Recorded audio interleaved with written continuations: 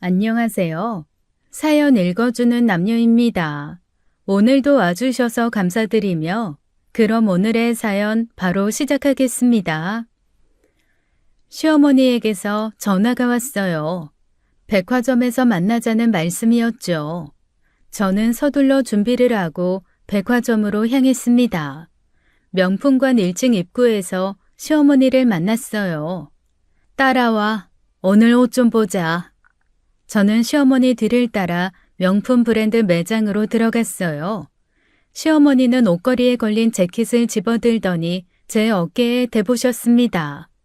이거 입어봐. 저는 피팅룸에 들어가 재킷을 입어봤어요. 거울 속 제 모습이 낯설게 느껴졌습니다. 피팅룸 밖으로 나오자 시어머니가 고개를 끄덕이셨어요. 그래, 이 정도는 돼야지. 네가 초라하게 하고 다니면 우리 민준이 얼굴에 먹칠하는 거야. 그렇게 여러 매장을 돌며 재킷, 원피스, 코트를 입어봤습니다. 저는 마네킹처럼 서서 시어머니가 고르는 대로 옷을 갈아입었어요. 가격표를 슬쩍 봤더니 한 벌에 200만 원이 넘었습니다. 어디 가든 품위 있게 다녀. 네가 어떻게 보이느냐가 우리 집안 체면이야. 알아듣겠니? 저는 고개를 숙이고 대답했습니다. 네, 어머님, 감사합니다. 하지만 속마음은 달랐어요. 시어머니가 고른 옷들은 제 취향이 전혀 아니었습니다. 저는 그저 시어머니가 원하는 모습으로 꾸며지는 인형 같았어요. 결혼 후 계절이 바뀔 때마다 이런 일이 반복됐습니다. 시어머니는 저를 백화점으로 불러내셨어요. 그리고 똑같은 방식으로 옷과 가방, 구두를 사주셨죠. 친구들에게 이 이야기를 하면 다들 부러워했습니다. 야, 그래도 명품 사주시잖아. 나도 그런 시어머니 만나고 싶다. 저는 씁쓸하게 웃었어요. 친구들은 몰랐습니다. 명품을 받는 게 아니라 시어머니 인형놀이에 인형이 되는 기분을요. 시어머니는 강남에서 3대째 살아온 부유층 집안 출신이셨어요. 저에게 늘 명령조로 말씀하셨습니다. 시어머니와의 만남은 늘 부담스러웠어요. 숨이 막히는 것 같았습니다. 잠시 결혼 전 이야기로 돌아가 볼게요. 그때 저는 회사를 다니고 있었습니다. 어느 평범한 출근 시간이었어요. 저는 차를 끌고 아파트 단지를 빠져나가고 있었습니다. 신호를 기다리며 서 있었죠. 그때 뒤에서 쿵 소리가 났습니다. 차 뒤쪽으로 충격이 전해졌어요. 저는 깜짝 놀라 백미러를 봤습니다. 검은색 고급 외제차가 제 차 뒤를 받고 있었어요. 남자가 차에서 내려 제게 다가왔습니다. 그 남자가 바로 지금의 남편이었어요. 남편은 창문을 두드렸습니다. 죄송합니다. 제가 실수했어요. 괜찮으세요? 네, 괜찮아요. 근데 저 출근 시간이라 좀 급해서요. 이거 제 명함이에요. 보험 처리는 제가 다 할게요. 연락 주세요. 저는 명함을 받아들고 제 명함도 그 남자에게 전달한 후 급하게 회사로 향했어요. 그날 저녁 남편에게서 전화가 왔습니다. 안녕하세요. 오늘 아침에 사고 낸 사람인데요. 제대로 사과도 못 드려서 죄송해요. 저녁 식사라도 대접하고 싶은데 괜찮으시면 시간 내주실 수 있으세요?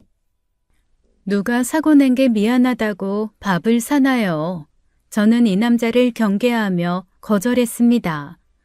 아니에요. 괜찮아요. 보험 처리만 잘해주시면 돼요.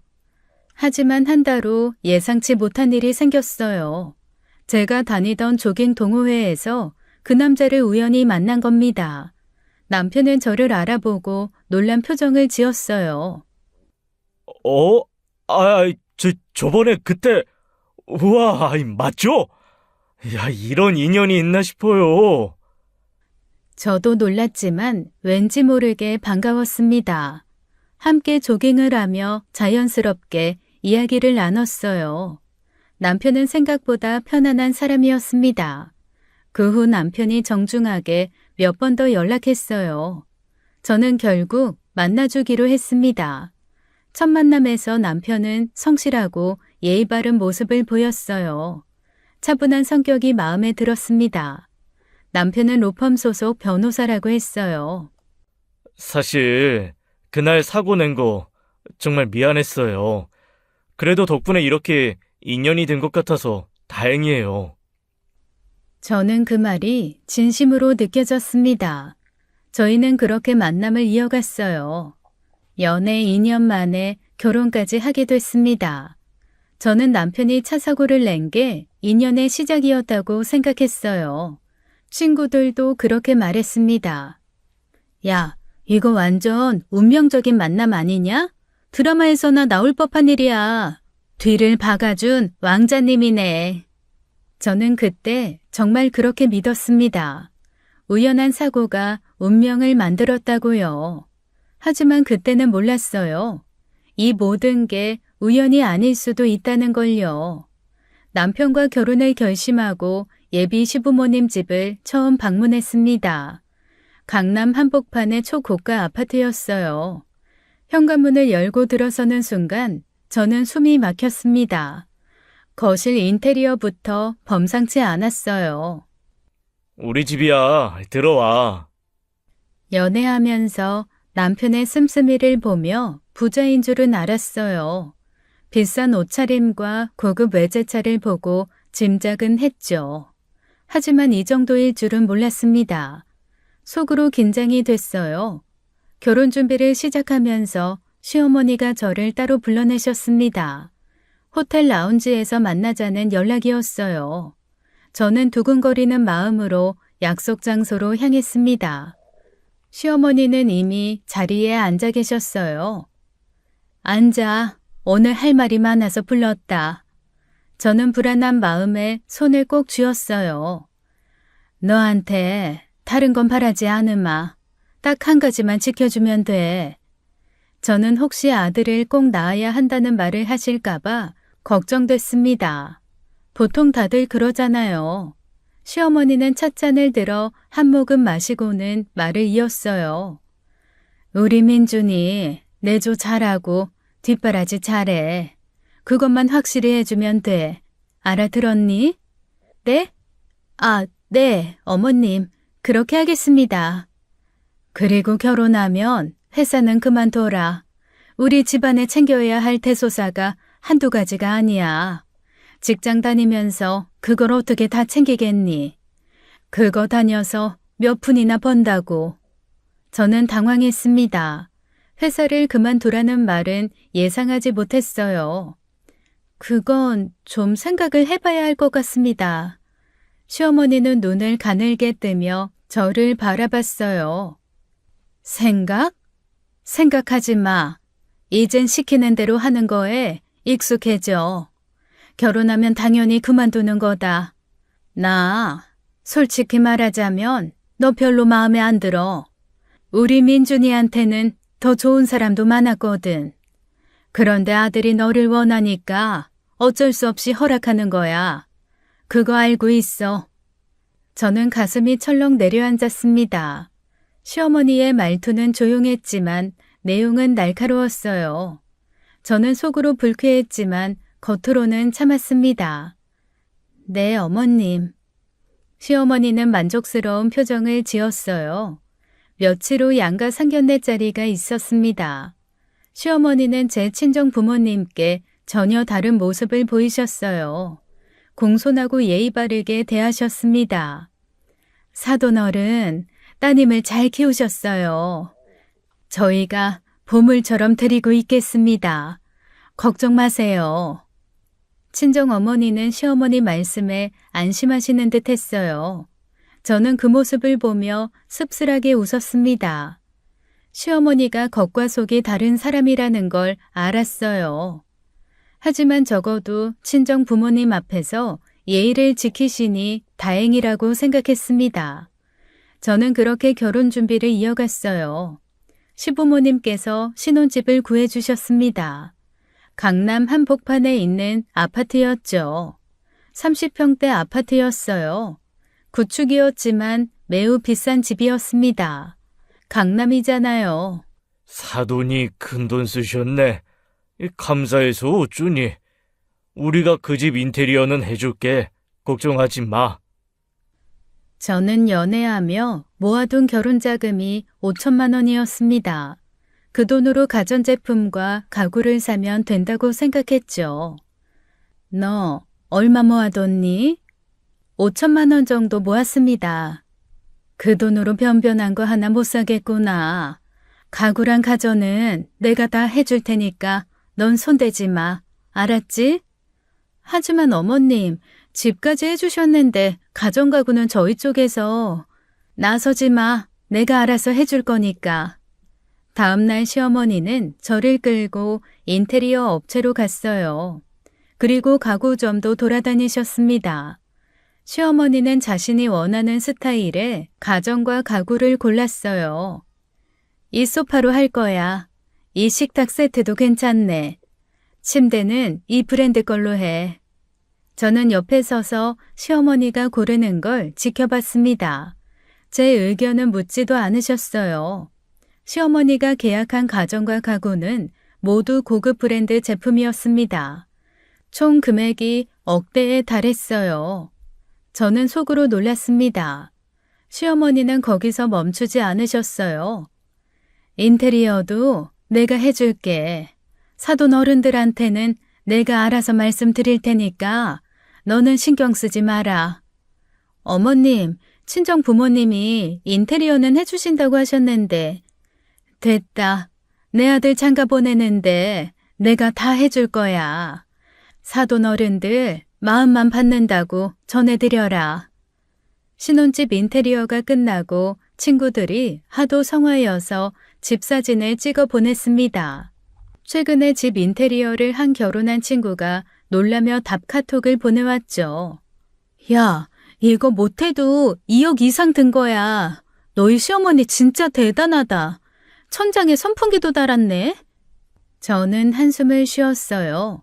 정말 돈이 많은 집이구나 싶었습니다. 하지만 마음 한구석이 불편했어요. 시어머니 취향대로만 꾸며진 집이었습니다. 제가 고른 가구는 하나도 없었어요.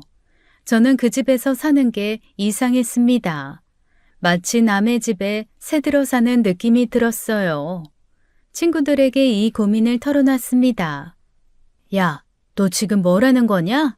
집도 얻어주고 가구도 사주고 인테리어까지 해주시는데 뭐가 불만이야? 네 돈 굳은 거잖아. 우리 시어머니가 저랬으면 난 떠받들었어 이거 사. 우리 시어머니 나 결혼할 때 뭐라고 하셨는지 알아? 미연아, 우리 3년만 같이 살래? 나 그 말 듣고 시겁했다니까. 그런데 넌 저렇게 다 해주시는데 불만이야? 쟤 진짜 배부른 소리 한다. 자랑하려고 일부러 고민하는 척하는 거 아니야? 친구들은 저를 욕했어요. 저는 아무 말도 하지 못했습니다. 친구들은 이해하지 못했어요. 명품으로 꾸며진 집이지만 제 손으로 고른 게 하나도 없다는 게 얼마나 답답한지요. 저는 그저 시어머니가 만들어 놓은 공간에 들어가 사는 사람 같았습니다. 신혼집이 아니라 시어머니의 전시장 같았어요. 신혼집은 시댁과 같은 아파트 단지 내에 있었습니다. 시어머니가 걸어서 5분이면 올 수 있는 거리였어요. 저는 그 사실이 불편했습니다. 시어머니는 집 비밀번호도 알고 계셨어요. 저는 몰래 비밀번호를 바꾸려고 했습니다. 하지만 소용없었어요. 시어머니는 보조 전자키를 가지고 계셨거든요. 비밀번호와 상관없이 언제든 들어올 수 있었어요. 저는 한숨을 쉬며 포기했습니다. 다행히 시어머니는 찾아오시진 않았어요. 저는 그나마 안심했습니다. 결혼 후 남편에게 저녁을 차려줬어요. 남편은 반찬을 먹다가 얼굴을 찌푸렸습니다. 이거 좀 짜지 않아? 아이, 그리고 이 나물은 왜 이렇게 줄겨? 미안해. 내가 요리를 잘 못해서. 차차 나아질 테니까 조금만 참아줘. 그래, 알았어. 연습하면 되지 뭐. 내가 실험 대상이고, 어? 다음 날 시어머니에게서 전화가 왔어요. 오늘 오후에 시간 있니? 나 좀 만나자. 저는 시어머니를 만났습니다. 시어머니는 제 손에 봉투 하나를 쥐어주셨어요. 요리학원 등록했다. 6개월 과정이야. 다음 주부터 다녀. 저는 봉투를 열어봤습니다. 학원비 영수증과 수강 일정표가 들어있었어요. 강남의 유명한 요리학원이었습니다. 어머님, 이건 제가 직접 알아보려고 했는데 갑자기 이러시면.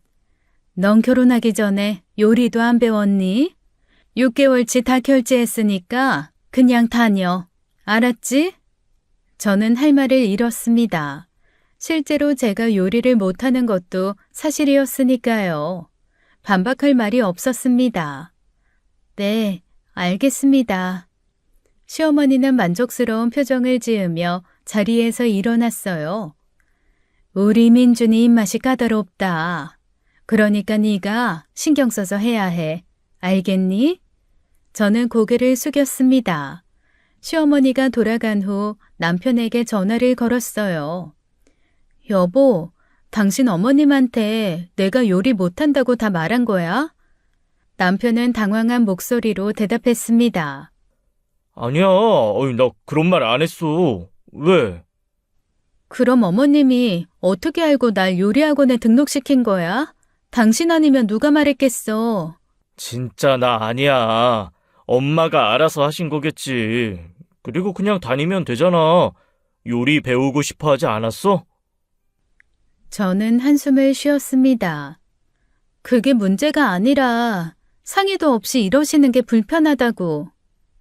에이, 뭐 어때. 어머니가 좋은 의도로 하신 거잖아. 너무 예민하게 받아들이지 마. 저는 전화를 끊었어요. 속으로 생각했습니다. 자기는 아니라고 하지만 남편이 시어머니에게 다 말했겠죠. 역시 마마보이구나 싶었어요. 저는 소파에 앉아 학원 일정표를 봤어요. 주 3회 오후 2시부터 5시까지였습니다. 6개월 동안 빠짐없이 다녀야 했어요.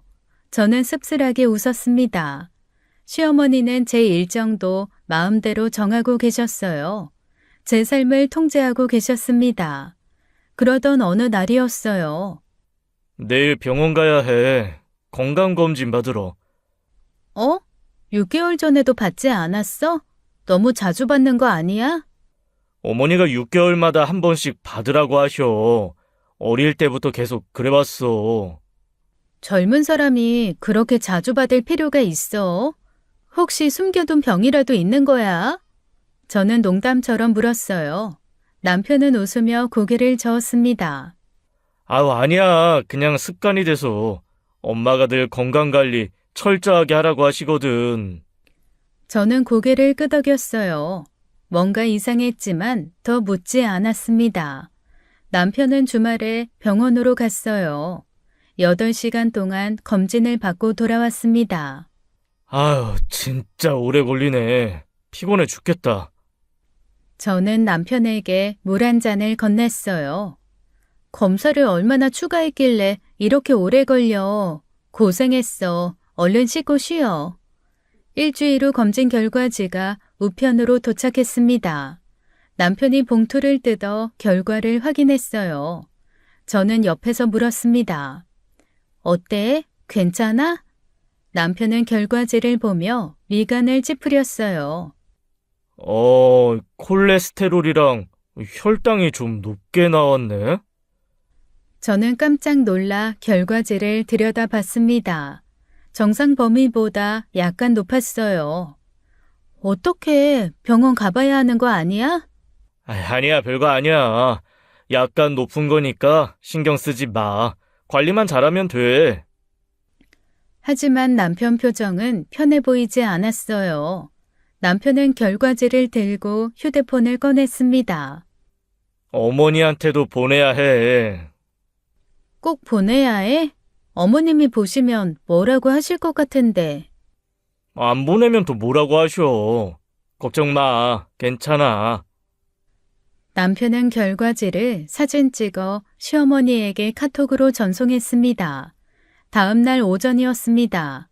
저는 거실에서 청소를 하고 있었어요. 그때 현관문이 열리는 소리가 났습니다.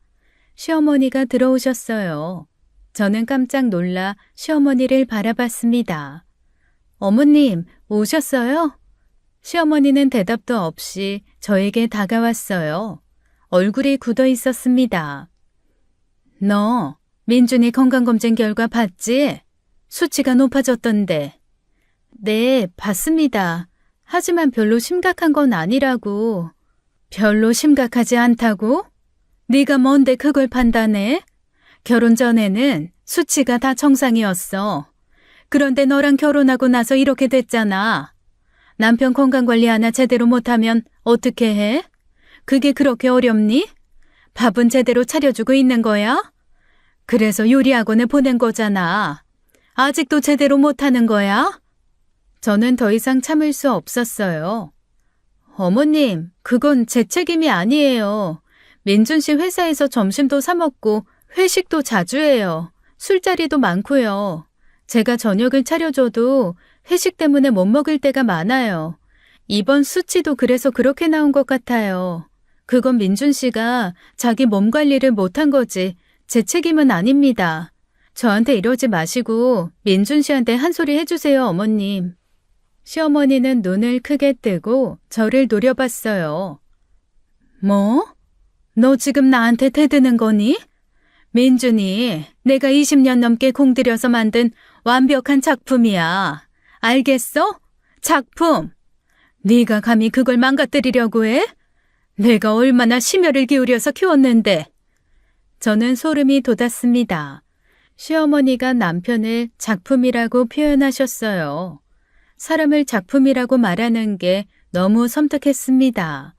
시어머니는 숨을 크게 내쉬고는 말을 이었어요. 그리고 말이야, 너희 신혼인 거 나도 안다. 근데 잠자리를 너무 자주 하지 마.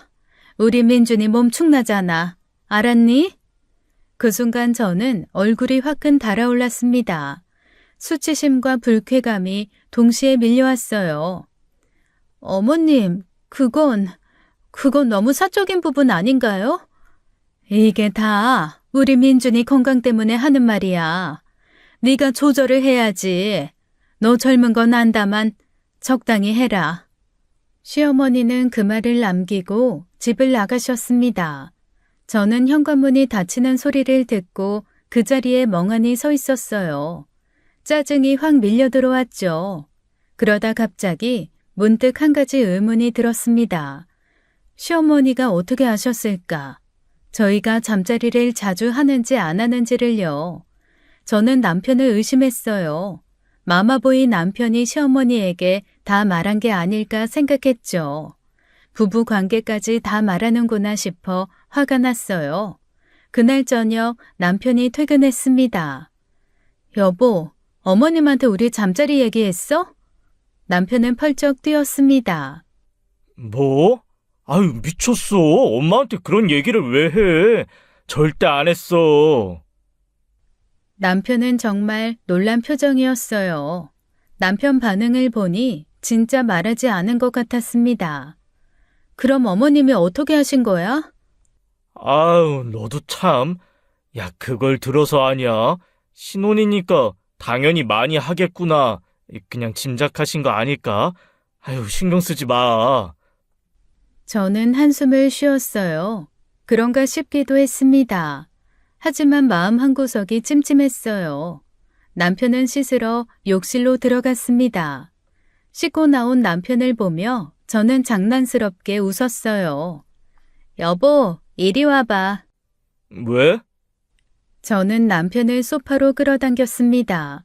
시어머니 말 따위 신경 쓰지 않기로 했어요. 저는 웃으며 남편을 덮쳤습니다. 야, 너 진짜? 남편도 웃으며 저를 안았어요. 우리는 그렇게 다정한 밤을 보냈습니다. 다음 날 오전이었습니다. 시어머니에게서 전화가 걸려왔어요. 너, 내가 그렇게 주의를 줬는데 다 까먹었니? 금붕어야? 닭이야? 네? 어머님, 그게 무슨... 내가 민준이랑 적당히 하라고 했지? 너 그런데 내 말 무시하고 어젯밤에도 했지? 저는 순간 말문이 막혔어요. 네? 어떡해. 내가 그렇게 경고했잖아. 너무 자주 하지 말라고. 민준이 몸 약하다고. 넌 그렇게 조절이 어렵니? 젊은 애가 왜 이렇게 밝혀? 어머님, 너무하신 거 아니에요? 지금 이거 너무 지나친 간섭이에요. 그런 건 저희 부부 사이의 일이에요. 부부 사이? 내 아들, 민준이 건강이 달린 문제야. 네가 절제를 해야지. 그것도 못하면서 뭘 하겠다는 거니? 나도 니들 부부 사이 일에 끼어들기 싫다. 몰상식한 시어머니 되기 싫다고. 그러니까 네가 알아서 잘 해야지. 끝낸다. 저는 더 말하려고 했지만 시어머니는 일방적으로 전화를 끊어버리셨습니다. 저는 휴대폰을 내려다보며 짜증이 났어요. 이건 시어머니가 신혼이기에 예상을 한 게 아니었습니다. 정확히 알고 계셨으니까요. 저는 바로 남편을 의심했어요. 저는 남편에게 전화를 걸려다 멈췄습니다. 지금은 회사에서 일하고 있을 시간이었어요. 문득 무서운 생각이 들었습니다. 혹시 집에 CCTV 같은 게 있는 건 아닐까 하고요. 저는 집안을 돌아다니며 구석구석 살펴봤어요. 거실 천장, 벽 모서리, 침실까지 모두 확인했습니다. 하지만 그런 건 없었어요. 저는 한숨을 쉬며 소파에 앉았습니다. 역시 남편이 시어머니에게 다 말한 게 틀림없었어요. 불쾌감을 넘어 짜증이 밀려왔습니다. 어젯밤 잠자리를 오늘 아침 출근길에 시어머니에게 말했다는 생각이 드니 어이가 없었죠. 저는 분노가 치밀어 올랐습니다. 미친 거야 뭐야. 저는 남편이 퇴근하면 강하게 따지기로 마음먹었어요. 그날 저녁 남편이 집에 돌아왔습니다. 저는 남편이 신발을 벗기도 전에 따졌어요. 여보, 어머님한테 어젯밤 일 말한 거지? 우리 어제 또 관계한 거 다 말했지? 솔직하게 말해봐. 무슨 소리야? 내가 그런 걸 엄마한테 왜 말해? 진짜야. 거짓말하지 마. 그럼 어머님이 어떻게 알고 오늘 아침에 전화해서 나한테 화를 내? 어젯밤에도 했다면서. 남편은 눈을 크게 뜨고 저를 바라봤어요. 엄마가 그렇게 말씀하셨어? 진짜. 나 정말 말 안 했어. 믿어줘. 그럼 어떻게 하신 거야? 설명 좀 해봐. 남편은 머리를 긁적이며 말했습니다. 그냥 짐작하신 거겠지. 저는 믿기지 않았어요. 짐작? 아니라니까. 짐작을 어떻게 그렇게 정확하게 해. 남편은 웃으며 저를 안았습니다. 나도 몰라. 소윤아. 너무 심각하게 받아들이지 마. 그리고 솔직히 말하면 나 요즘 좀 힘들긴 해. 매일 밤 뜨거우니까 낮에 일할 때 정신이 없어. 오늘도 코피 날 뻔했다니까. 남편은 농담처럼 말했어요. 저는 남편을 밀쳐냈습니다. 지금 농담할 때야? 진짜야. 너무 걱정하지 마. 엄마는 내가 알아서 할게. 저는 한숨을 쉬었어요. 남편 말을 믿고 싶었습니다. 하지만 마음 한구석이 여전히 찜찜했어요. 시어머니가 그렇게 정확하게 아신 게 이상했습니다. 저는 창밖을 바라보며 불안한 마음을 애써 눌렀어요. 뭔가 잘못되고 있다는 느낌이 들었습니다. 하지만 그게 뭔지는 알 수 없었죠. 그리고 주말 저녁이었습니다. 여보, 나 오늘 중국 요리 땡기는데 시켜 먹을까? 그래, 좋아. 뭐 시킬까? 짜장면이랑 탕수육, 그리고 고량주도 한 병. 낮부터 무슨 술이야. 주말인데 뭐 어때? 괜찮아. 저는 배달앱으로 음식을 주문했습니다. 얼마 후 음식이 도착했어요. 저희는 거실 소파에 앉아 TV를 보며 음식을 먹었습니다. 남편은 고량주를 따라 마시며 기분 좋아 보였어요. 역시 주말에 배달 음식 먹는 게 최고다. 저도 웃으며 탕수육을 집어 먹었습니다. 음식을 다 먹고 치운 후 우리는 느긋하게 TV를 봤어요. 그리고 다음 날 오전이었습니다. 또다시 시어머니가 예고 없이 신혼집에 찾아오셨어요. 어머님, 오셨어요? 시어머니는 제 인사도 받지 않고 집을 둘러보기 시작했습니다. 그리고 곧바로 화를 내셨어요. 너희 어제 중국 음식 시켜 먹었니? 저는 깜짝 놀랐습니다. 네? 어떻게? 중국 음식이 얼마나 기름지고 MSG 범벅인데 민준이한테 그런 걸 먹여? 넌 남편 건강 생각은 안 하니? 내가 너 결혼 허락할 때 딱 하나만 요구하지 않았니? 그거 하나 들어주는 게 그렇게 힘들어? 어머님, 그건 민준 씨가 먹고 싶어서 시킨 거예요. 제가 먹자고 한 게 아니고요. 민준이가 먹고 싶어 하면 안 된다고 말려야지. 넌 그것도 못해? 주말이기도 하고 오랜만에 먹은 건데. 어머님, 그런 것까지 간섭하시는 건 너무하신 거 아니에요? 저희도 가끔은 배달 음식 먹을 수 있죠. 매일 먹는 거 아니에요. 저 시집 와서 그날 중국 음식 처음 먹었어요.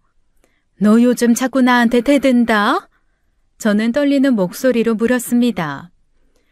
그런데 어머님, 어제 저희가 중국 음식 먹은 걸 어떻게 하셨어요? 민준 씨가 또 어머님한테 말했어요? 시어머니는 저를 차갑게 노려보며 비웃었어요. 그리고는 주방으로 걸어가더니 냉장고 문을 열었습니다. 냉장고 안에서 어제 먹다 남은 탕수육 용기를 꺼내 보여주셨어요. 이게 뭐니? 눈에 훤히 보이는데 내가 왜 몰라? 저는 얼굴이 화끈 달아올랐습니다. 그건 제가 버릴 생각이었어요. 버릴 생각? 애초에 이런 걸 시켜 먹지를 말았어야지. 내가 네 남편 먹는 거 잘 챙겨야 한다고 몇 번을 말해야 알아듣겠니? 저는 고개를 숙였습니다.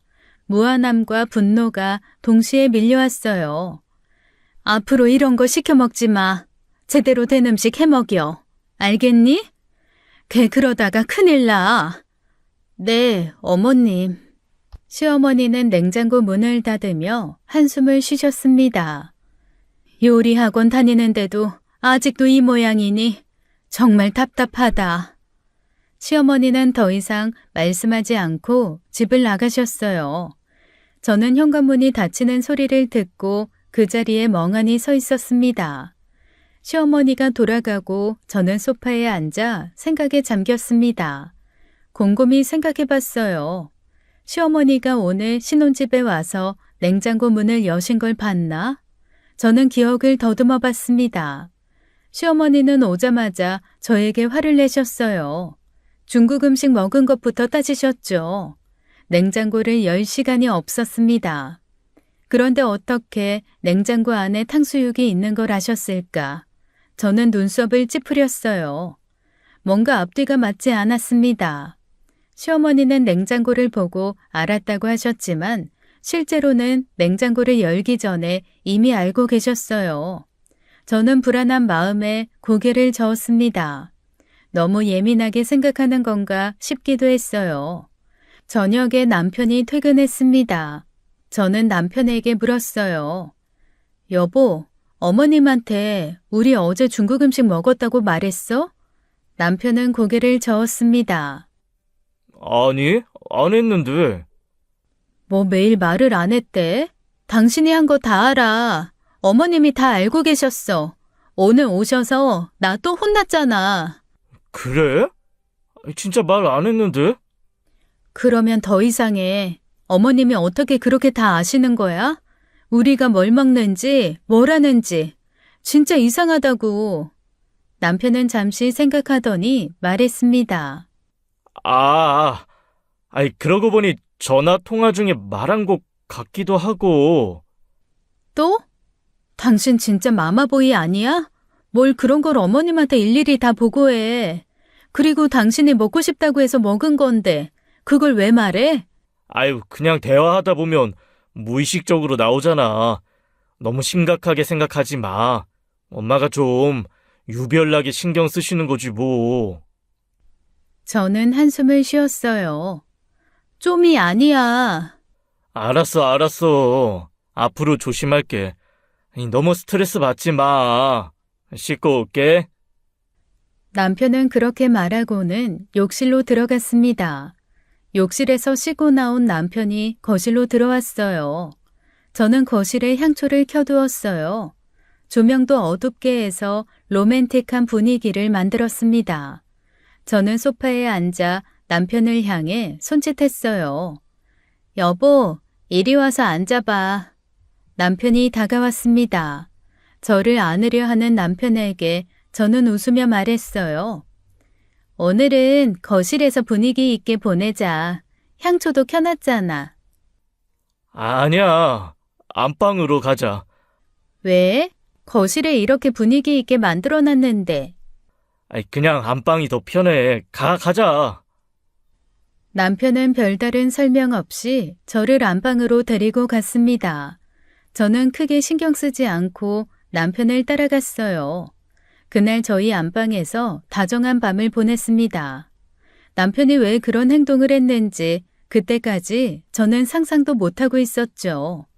그리고 일주일 후 어느 날 오후였습니다. 저는 집에서 청소를 하고 있었어요. 거실을 정리하다가 벽에 걸린 결혼사진을 봤습니다. 액자가 삐뚤어져 있었어요. 저는 각도를 조절하려고 액자를 만지는 순간이었습니다. 갑자기 액자가 벽에서 떨어졌어요. 쿵 소리와 함께 액자 유리가 깨졌어요. 바닥에 유리 조각이 흩어졌죠. 아, 진짜.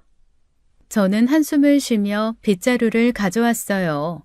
유리 조각을 조심스럽게 치우기 시작했습니다. 다 치운 후 액자를 어떻게 다시 걸어야 하나 고민했어요. 그런데 벽을 살펴보다가 이상한 걸 발견했습니다. 액자가 걸려있던 벽 윗부분에 작은 구멍이 있었어요. 저는 고개를 갸웃했습니다. 이게 뭐야? 구멍이 이상하게 컸습니다. 저는 가까이 다가가 구멍 안을 들여다봤어요. 그 순간 저는 비명을 지를 뻔했습니다.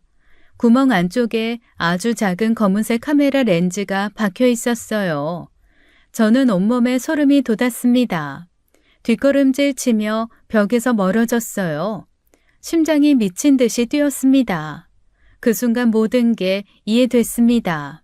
시어머니가 어떻게 신혼집에서 벌어지는 일을 다 알고 계셨는지, 우리가 뭘 먹는지, 뭘 하는지, 심지어 잠자리까지. 그래서 이놈의 새끼가 거실을 피한 거였구나. 남편이 거실 대신 안방으로 가자고 했던 이유도 떠올랐어요.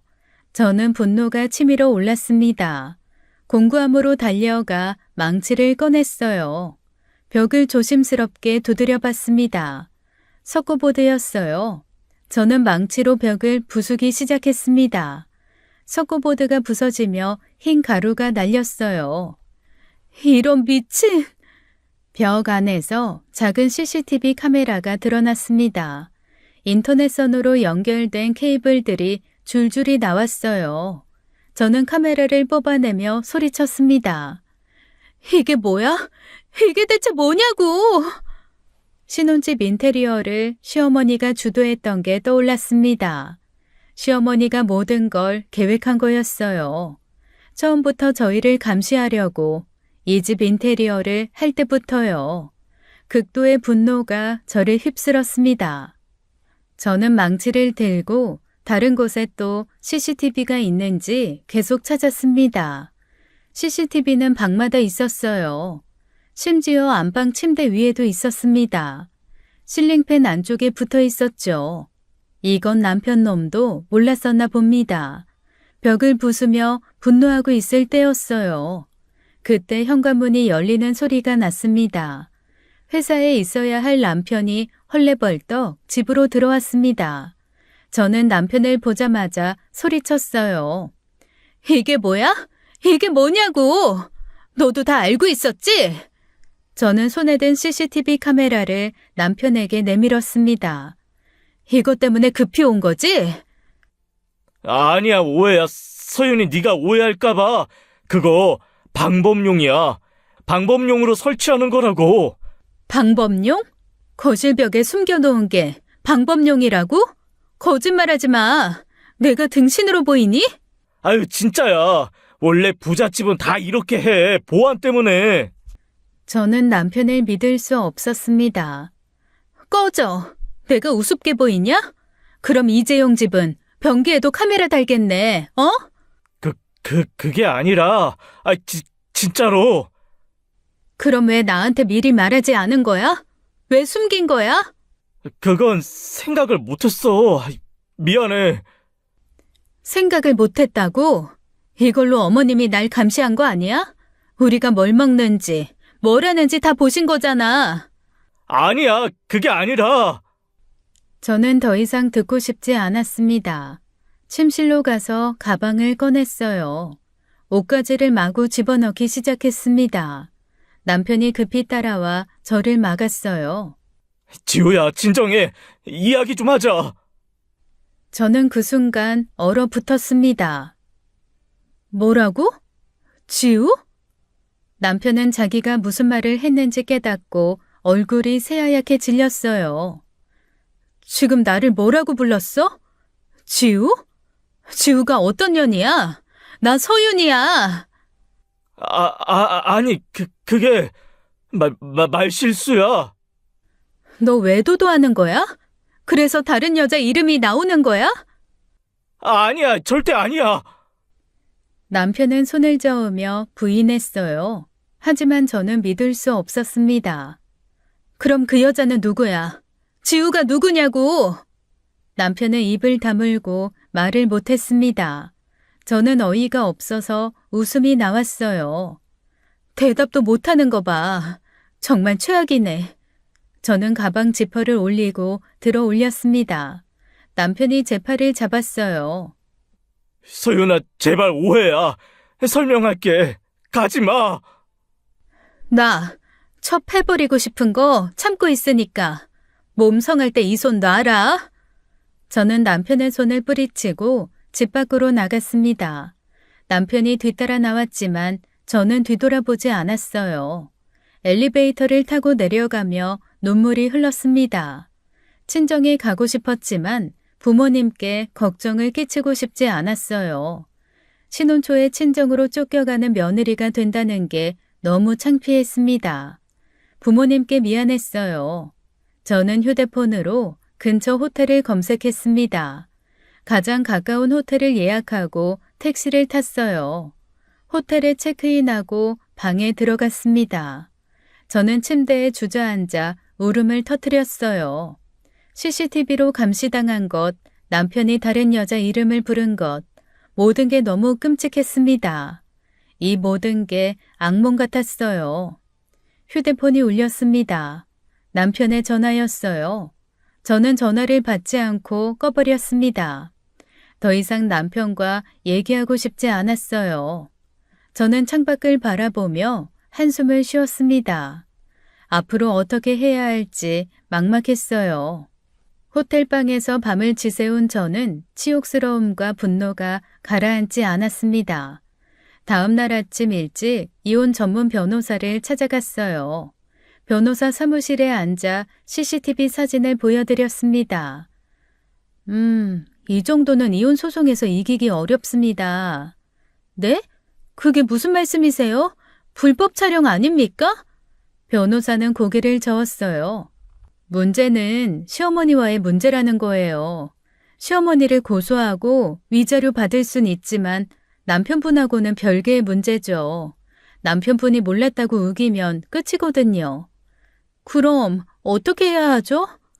더 확실한 증거가 필요합니다. 남편 측에 다른 잘못이 있다면 그걸 입증하셔야 돼요.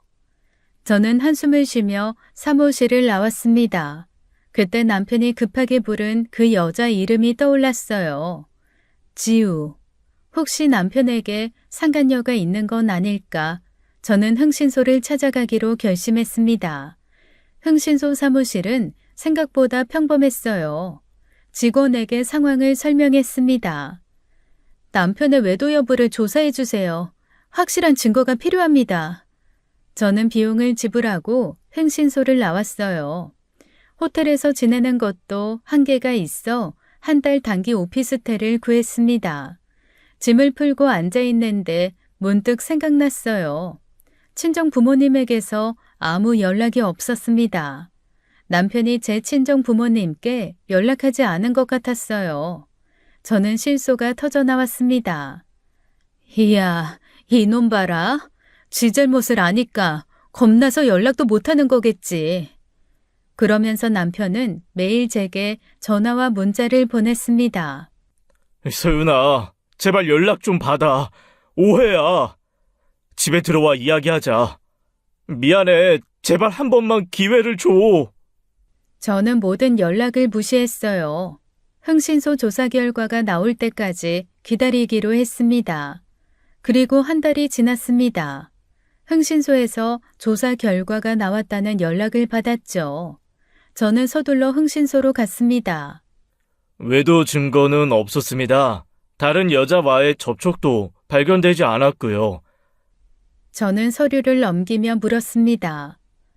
그럼 지우라는 여자는 누구예요? 남편이 제 이름 대신 부른 사람이요. 아, 그 여자요? 조사 결과 남편분이 과거에 파혼했던 전 약혼녀더군요. 이름이 한지우입니다. 전 약혼녀요? 네. 그리고 조사 과정에서 그 여자가 의뢰인분을 만나고 싶다는 요청을 했습니다. 저는 깜짝 놀랐습니다. 저를요? 왜요? 이유는 말하지 않더군요. 다만 꼭 만나고 싶다고 했습니다. 저는 잠시 생각에 잠겼어요. 전 약혼녀가 왜 저를 만나려 할까 궁금했습니다. 연락처 알려주세요. 만나보겠습니다. 흥신소 직원은 메모지에 연락처를 적어 건넸어요. 저는 메모지를 받아들고 사무실을 나왔습니다. 오피스텔로 돌아와 전 약혼녀에게 문자를 보냈습니다. 안녕하세요. 강민준 아내 이소윤입니다. 만나고 싶다고 하셨다는 말 들었습니다. 얼마 지나지 않아 답장이 왔어요. 네, 맞아요. 내일 저녁 6시에 만날 수 있을까요? 할 이야기가 있어요. 저는 답장을 보냈습니다. 알겠습니다. 장소 알려주세요. 저는 휴대폰을 내려놓고 창밖을 바라봤어요. 남편의 전 약혼녀가 무슨 얘기를 하려는 걸까요? 불안하면서도 궁금했습니다. 다음 날 저녁 6시였습니다. 저는 약속 장소인 카페에 먼저 도착해 앉아 있었어요. 손이 떨렸습니다. 카페 문이 열렸어요. 여자가 들어왔습니다. 저는 자리에서 일어서려다 그대로 굳어버렸어요. 이게 무슨... 여자는 저와 얼굴이 너무 닮아 있었습니다. 눈매, 코, 입술 모양까지. 심지어 헤어스타일도 예전에 남편이 제게 추천했던 그 스타일 그대로였어요. 여자는 제 맞은편에 앉았습니다. 안녕하세요. 저 한지우예요. 저는 멍하니 여자를 바라봤어요. 놀라셨죠? 저도 처음에 사진 보고 깜짝 놀랐어요. 우리 많이 닮았어요. 네, 정말 닮았네요. 여자는 물 한 모금을 마시고 말을 이었습니다. 저 뒷조사하신 거 알았어요. 저한테 미행하는 사람이 붙어서 제가 붙잡고 따졌거든요. 저는 얼굴이 화끈 달아올랐습니다. 죄송해요. 그런 식으로 알게 하려던 건 아니었는데. 여자는 손을 저었어요.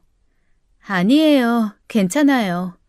처음에 민준이가 또 사람을 시킨 줄 알고 놀라고 화났었는데 알고 보니 아니더라고요.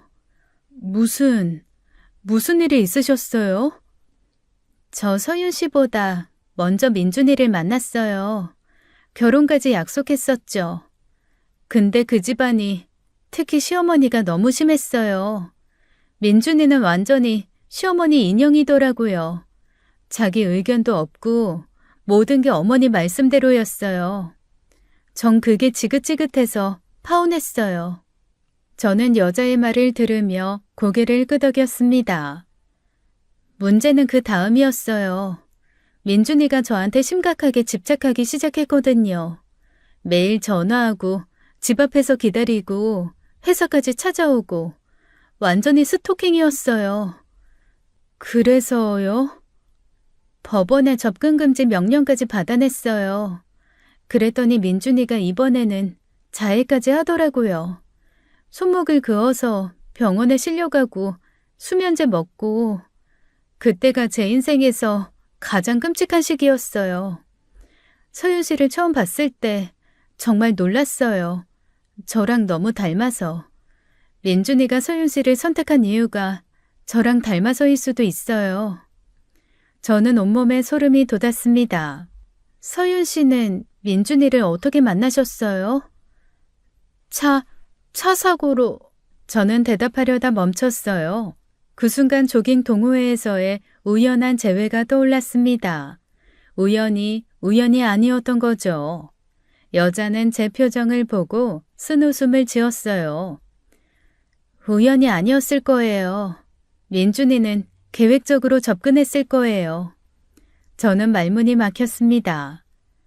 서윤 씨, 정말 미안하지만 결혼 생활 유지하는 거 신중하게 생각해 보세요. 그 집안은 정상이 아니에요. 특히 시어머니는. 여자는 자리에서 일어났습니다. 더 이상은 말씀드리기 힘들어요. 제가 겪었던 일들이 너무 끔찍해서. 조심하세요, 서윤 씨. 진심으로요. 여자는 그렇게 말하고 카페를 나갔습니다. 저는 멍하니 여자의 뒷모습을 바라봤어요. 차 사고, 조깅 동호회, 모든 게 우연이라고 믿었던 것들, 전부 계획된 거였어요. 저는 온몸이 얼어붙었습니다. 지금까지 살아온 결혼 생활이 전부 거짓이었을지도 모른다는 생각, 그 생각이 제 머릿속을 가득 채웠어요. 저는 카페 테이블에 앉은 채 한참을 움직이지 못했습니다. 오피스텔로 돌아가는 길이었습니다. 핸드폰이 울렸어요. 시어머니였습니다. 저는 잠시 망설이다 전화를 받았습니다. 어차피 한 번은 해야 할 일이었어요. 여보세요? 당장 나 좀 만나자. 지금 어디야? 근처 카페에서 만나죠. 주소 보내드릴게요. 저는 전화를 끊고 근처 카페 주소를 문자로 보냈습니다. 카페에 먼저 도착해 자리에 앉아 기다렸어요. 얼마 지나지 않아 시어머니가 들어왔습니다. 시어머니는 제 맞은편에 앉으며 바로 말을 꺼냈어요. 우리 민준이 지금 밥도 안 먹고 죽어가고 있어. 당장 집으로 들어가. 저는 차갑게 웃었습니다. 어머님, 저 이혼할 거예요. 뭐? 이혼? 네가 감히? CCTV로 저희 감시하셨잖아요. 그것만으로도 충분해요. 이혼 이유는. 그리고 민준 씨의 전 약혼녀도 만났어요. 다 들었어요. 민준 씨가 얼마나 집착했는지, 스토킹했는지. 그 여자 저랑 참 닮았더라고요. 시어머니는 눈을 가늘게 뜨며 저를 노려봤어요. 그 여자 말을 믿는 거냐? 믿을 수밖에 없죠. 저도 똑같은 일을 당하고 있으니까요. 시어머니는 목소리를 높였습니다. 이혼 같은 건 절대 안 돼. 당장 집에 들어가서 민준이한테 사과해. 미안하다. 단 4마디면 돼. 그러면 끔찍한 일은 안 일어날 거다. 싫어요. 시어머니는 입꼬리를 올리며 비웃었습니다. 그래? 그럼 네가 감당할 수 있을지 보자. CCTV에 녹화 기능도 있다는 거 알아? 저는 심장이 철렁 내려앉았습니다. 무슨 소리예요? 너랑 민준이가 부부관계 하는 장면 전부 다 녹화해뒀다. 그동안 몇 번이나 했는지 다 기록돼 있어. 저는 온몸이 얼어붙었습니다. 이혼하고 나가면 그 영상 전부 퍼뜨릴 거야. 인터넷에 너희 친구들한테, 회사 사람들한테. 그러고도 네가 다시 시집 갈 수 있을 것 같아? 평생 그 영상 때문에 살아갈 수 있겠어? 저는 순간 극도의 분노가 치밀어 올랐습니다. 자리에서 벌떡 일어나 시어머니 뺨을 있는 힘껏 후려쳤어요. 짝! 시어머니는 뺨을 맞고 멍한 표정을 지었습니다. 주변 사람들이 저희를 쳐다봤어요. 시어머니는 곧 얼굴이 붉어지며 벌떡 일어났습니다. 이년이 감히! 시어머니가 손을 들어 올려 저를 때리려 했어요. 저는 시어머니의 손목을 잡고 한 대를 더 후려쳤습니다. 짝!